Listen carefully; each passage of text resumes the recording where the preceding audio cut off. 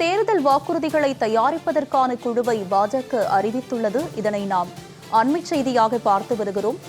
தேர்தல் வாக்குறுதிகளை தயாரிப்பதற்கான குழுவை பாஜக அறிவித்துள்ளது. பாதுகாப்புத்துறை அமைச்சர் ராஜ்நாத் சிங் தலைமையில் 27 பேர் கொண்ட குழுவை பாஜக அமைத்திருக்கிறது. இதனை நாம் அண்மை செய்தியாக பார்த்து வருகிறோம். 27 பேர் கொண்ட குழுவை பாஜக தற்போது அறிவித்திருக்கிறது. பாதுகாப்புத்துறை அமைச்சர் ராஜ்நாத் சிங் தலைமையில் 27 பேர் கொண்ட குழுவை தற்போது பாஜக அமைத்திருக்கிறது.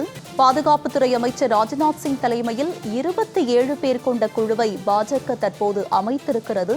இது பற்றிய கூடுதல் விவரங்களை பதிவு செய்ய காத்திருக்கிறார் எமது சிறப்பு செய்தியாளர் யோகேஸ்வரன். அவரிடம் விவரங்களை கேட்டு பெறலாம். யோகேஸ்வரன், இது பற்றிய தகவல் என்ன பதிவு பண்ணுங்க?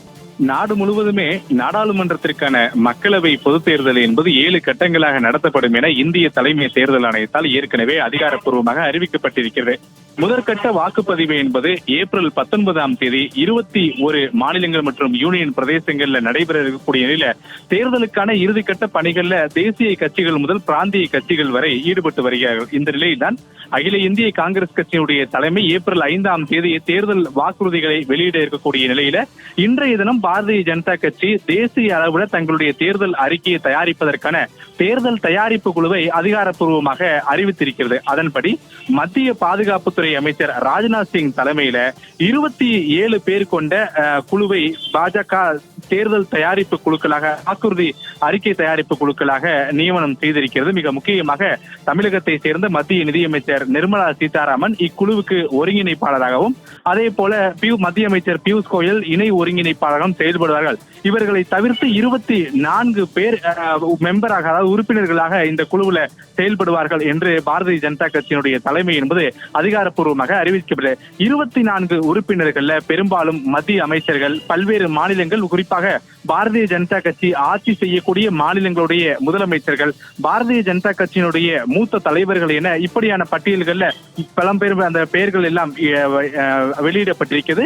இந்த குழுக்கள் அடுத்து வரக்கூடிய சில நாட்கள்ல தங்களுடைய தேர்தல் அறிக்கையை எல்லாம் தயாரித்து அதிகாரப்பூர்வமாக பாரதிய ஜனதா கட்சியுடைய தலைமையிடம் ஒப்படைப்பார்கள். அதன்படி பாஜக தேர்தல் அறிக்கையை அதிகாரப்பூர்வமாக வெளியிடுவார்கள் என எதிர்பார்க்கப்படுகிறது. கடந்த 10 வருடங்களாக நாட்டில் பாரதிய ஜனதா கட்சி மத்தியில் ஆட்சியில் இருக்கக்கூடிய நிலையில புதிய அறிவிப்புகள் பலவற்றையும் பாஜக தேர்தல் அறிக்கையின் மூலமாக வெளியிடப்படலாம் என்று ஏற்கனவே பிரதமர் நரேந்திர மோடி, மத்திய உள்துறை அமைச்சர் அமித்ஷா உள்ளிட்ட பலரும் நாடு முழுவதும் பிரச்சாரம் செய்து வரக்கூடிய அந்த தேர்தல் பரப்புரை எல்லாம் அறிவித்து வரக்கூடிய நிலையில்தான் பாஜக தேர்தல் தயாரிப்பு அறிக்கை குழுக்களுக்காக அந்த 27 பேர் கொண்ட பட்டியலை இன்று அதிகாரப்பூர்வமாக வெளியிட்டிருக்கிறார்கள்.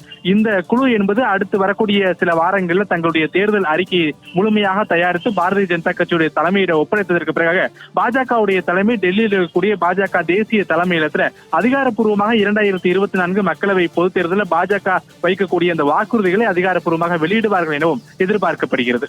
உங்களுடைய விரிவான விவரங்களுக்கு நன்றி யோகேஸ்வர்.